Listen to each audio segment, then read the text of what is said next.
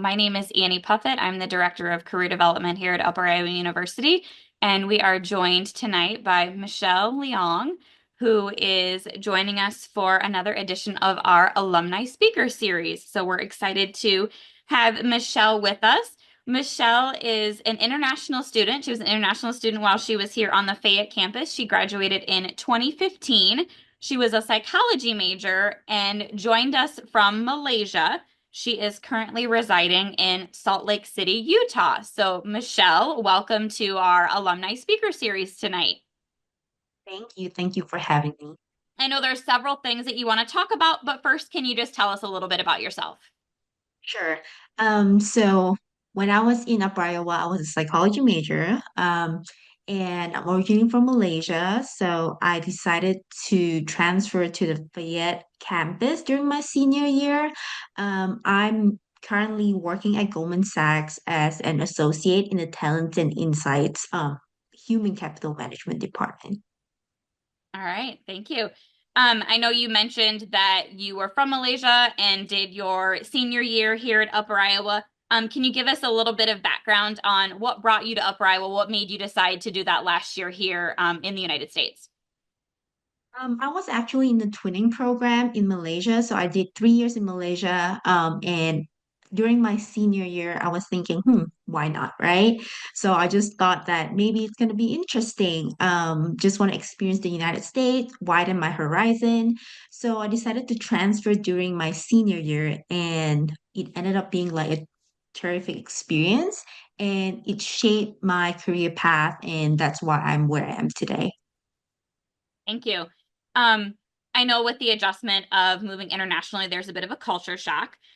With that adjustment of culture shock also can come homesickness, wanting to explore your new surroundings, your new environment. What tips might you have for all of our students, but specifically other international students who might find themselves adjusting to that new culture and new surroundings? Yes, not only myself, I know those who went to the United States with me, all of us experienced some sort of adjusting period. And of course, everyone is different, right? So speaking for myself, it was hard towards the beginning. I would say maybe 3, 4 months in, but I would say I didn't get it as hard as, my other friends. I think the hardest would be getting used to the culture in the United States, especially even though we speak English in Malaysia, right? And sometimes we use different terms, accent, right? So those are some of the things that you have to get used to, in addition to knowing how to make friends in the United States, right? Getting used to how to do grocery shopping, setting up the bank by yourself. Those are the things that I'm not used to when I was back home. I always had my parents to do it for me. So it was definitely a time that helped me to be more mature and grow up as a person. Um, a piece of advice from me is just don't be afraid to go out and make friends with people. Most of the time, people are friendlier than you thought they are. And sometimes I know it's difficult wanting to stay within your friends from your countries or friends from your similar culture. But just by being open-minded and trying to reach out, be friends with everyone, you'll probably realize that, hey, it's not really that different. Awesome. Thank you. I know in our conversations previously, you talked about being a first generational college student. Can you talk about being an international first gen college student and what that means to you? So that's like multiple statuses, right? So first international student, then first generation college student. So let me just touch a little bit about the first generation part. I'm the first in my family to attend college. My brother also attend college, and he's a physician right now. So it's difficult in the sense that there's lack of guidance on what should I do for my career. And yes, there are information out there, right? And you can always go and figure it out. Google career advisor. But even for career advisor or career counselor at school, it's not as common back home. People don't just go and ask a counselor, what should I do? right? So in terms of being a first generation college student, I feel like I lack that guidance of knowing what I want to do. And it took me a little bit more effort and time to research and to look around to understand the difference between the US education system versus the Malaysia education system versus, I don't know, UK or Australia, right? So there's definitely a little bit more effort on that end, in addition to the challenges that I mentioned earlier, being international student. And it it is a very grateful moment. And I'm also very proud of myself being the first generation college student in my family. And I can probably say the same thing for my brother as well. Awesome. Thank you. While you were at UIU, you were active and participated in multiple opportunities on campus. Can you talk about some of those things that you were involved in and how those experiences impacted you while you were here in Fayette? Yes. So I was involved mainly in the International Association as well as the PAS. I don't know if PAS still exists. Um, Not in its current form, but there is still an alumni student group, our student affiliate right. council. Yep. So I was involved in that. It was a great experience because it helps me to get to know more people. So being in the international group association, I was able to make friends with people from different countries. And I have a handful of friends that I still keep in contact with, and we are still friends until today. In fact, last year I went to France, and I actually visited a friend a very good friend of mine. We know each other at UIU. And the last time we met each other was 10 years ago. Oh, wow. I know. And we were still able to talk, communicate, and great catch up overall. So it was a great experience. Uh, I made like friends that lasted a long time. So besides being able to make friends, um, it was a great experience being exposed to the US culture, knowing how people work, right? And how project works. So I learned a little bit about how to manage projects in the alumni association. So that was fun. Definitely helped me to adapt to the culture as a whole. Were there certain opportunities at UIU that helped shape and support your career path?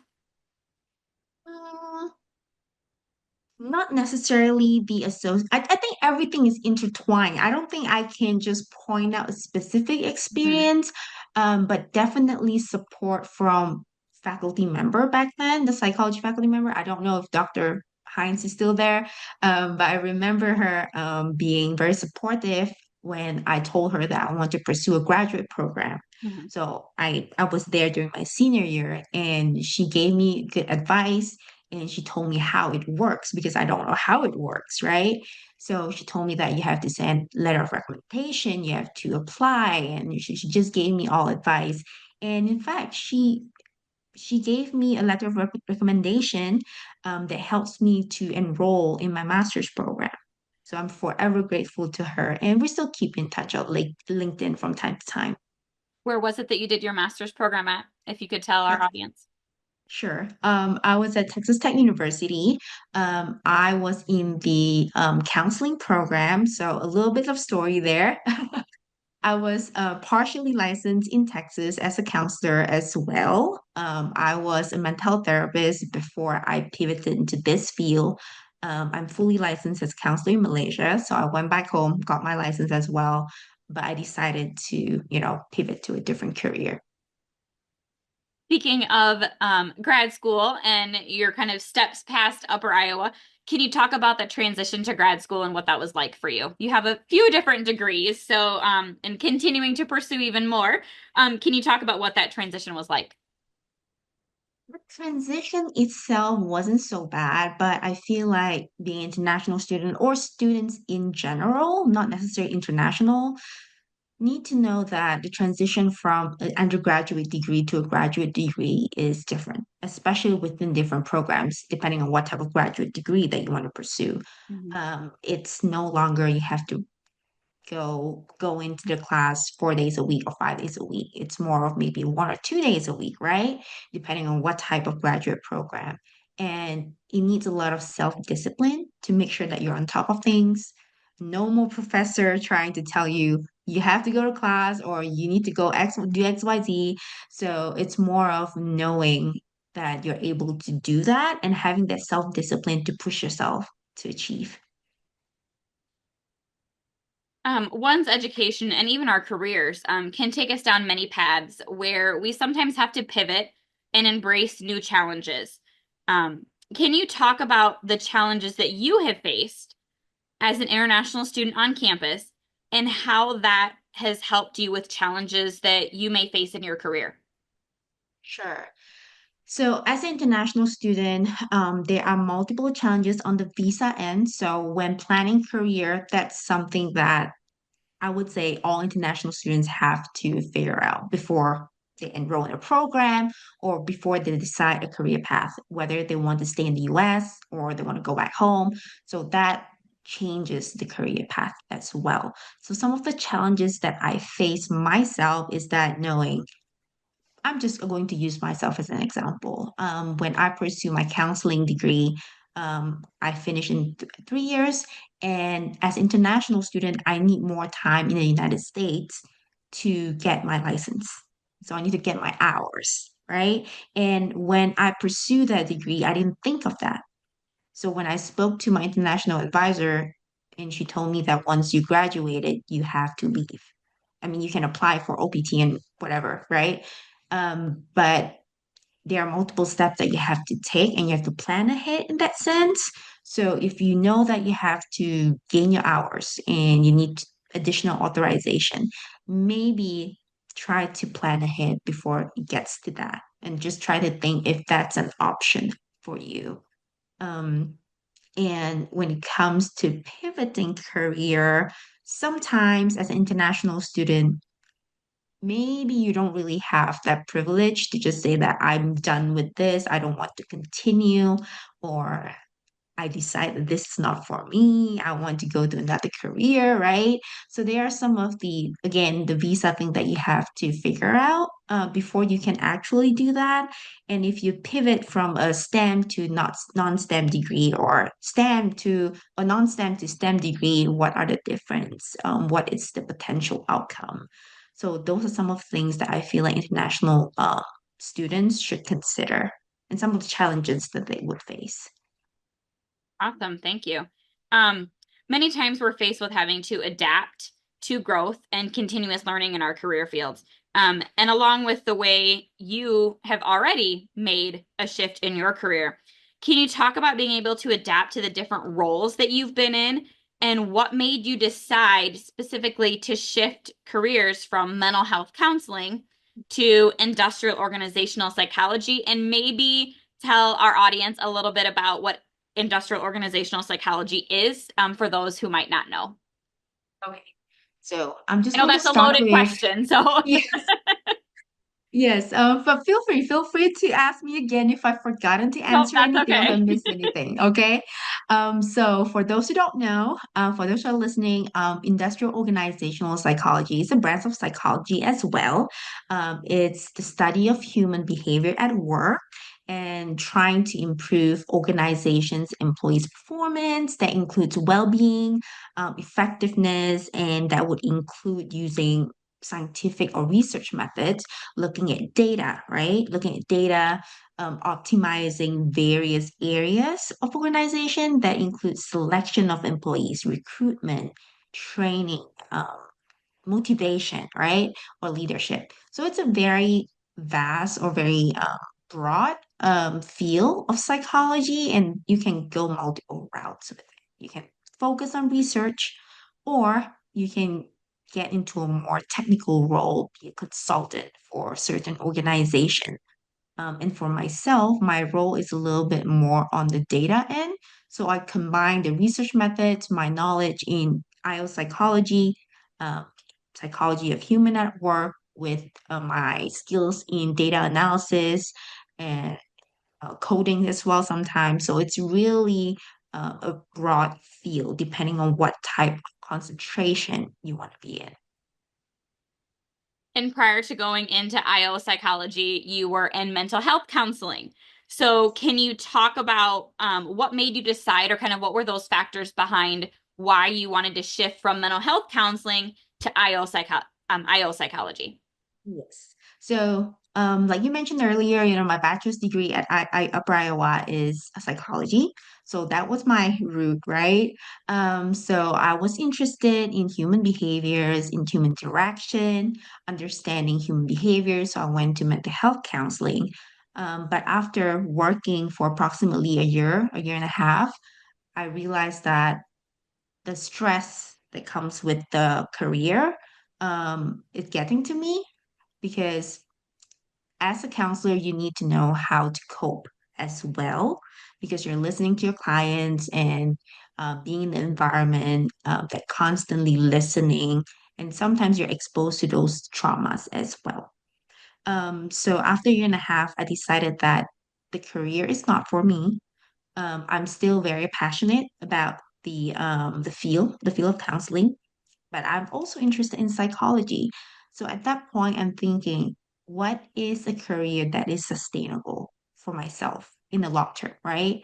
I can possibly still do part-time counseling on the end if I want to, but I was looking for something that is still related in the field of psychology, still trying to understand human behavior, but maybe in a different way. So, when I was doing my research, I realized that there's this branch of industrial organizational psychology, and my partner as well. And he was able to look it up and tell me that, hey, why don't you check this industrial organizational psychology? So I did that and realized that I'm interested at it. So maybe a little bit of more context. I was also working as a career counselor intern at Texas Tech University before I graduated. So that kind of helps shapes my interest in the field of, okay, psychology at work. So I decided to just apply for a doctorate program. And I was very fortunate. I was accepted to the doctoral program at Louisiana Tech University, which I have enrolled for the past 2, 3 years. And I just recently defended my dissertation. So that's Yay. great. And yeah, so it kind of shapes my career path to where I am today working at Goldman Sachs. Currently in your work in Goldman Sachs, is that something that is long term? Are you looking to look at other organizations that you can try and be beneficial within the IO psychology part, or is this something that like Goldman Sachs has a large program for you to continue to be a part of? I know that you're in Salt Lake City, or that you're in Salt Lake City, Utah right now. Is that kind of something that you're able to continue branching out with at Goldman Sachs? Or are you looking at other opportunities now that you are on your way to becoming a doctor? I would say that Goldman Sachs is a global company, right? A global organization. So definitely there is ample of opportunities for me to grow there. And I just joined not too long ago. So definitely have no plans to move anywhere as of now. And being a global organization, even I am situated in Salt Lake City, I'm constantly working with stakeholders from different countries. So I work with people from New York or the UK, Poland, right? So I do have that interaction with my coworkers all around the world. Wonderful, thank you. Um, it's important to set goals for ourselves and see where we would like to see ourselves headed. You've done a lot of that over the course of the last 10 years. What are some key points that you can share with our audience tonight about how to achieve those goals and how we can continue growing in our own careers? Yes, I'm going to utilize a little bit of my counseling technique here. Definitely set short-term and long-term goal, right? Short-term being something that is achievable, attainable, something that's a little bit more not so distant. Maybe looking at a goal that you can achieve in 1 month, 3 months, 6 months, instead of just having an overarching goal. For example, if you want to graduate from a master's or a graduate program, right? That would be your long-term goal.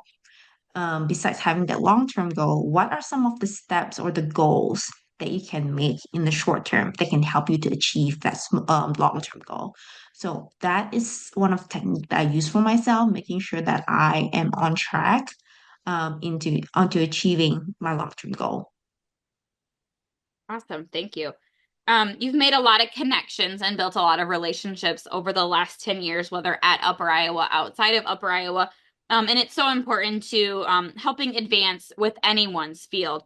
What would you say is your biggest piece of advice to building relationships? Don't be shy. Don't be shy.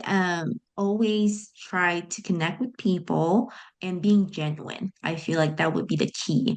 Um, if you just reach out to someone and not being genuine about it, I believe that people would know.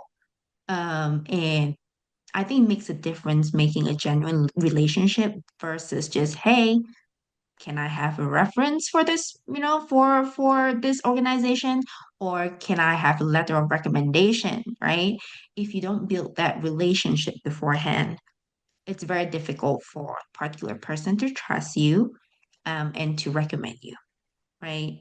So I would say be genuine, connect with people, don't be shy, and back to the first point that I just mentioned, be open-minded. Yeah. Thank you.